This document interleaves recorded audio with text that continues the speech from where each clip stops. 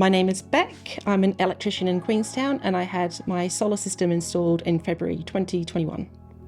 Once the solar system had been installed, we were able to actually consume a lot more power without paying for it. We were able to not worry about how much we were heating the house. We got a sparkle, and despite an increase of 62% in power consumption, we only spent $69 for the whole year. I think the sticking point for a lot of people before they take the plunge to actually invest in solar is that they don't actually know exactly what they're going to get for the investment. I chose Queenstown Solar for the installation because of the amount of detail that was provided in the estimate in terms of estimating the production of solar month by month and really breaking that down.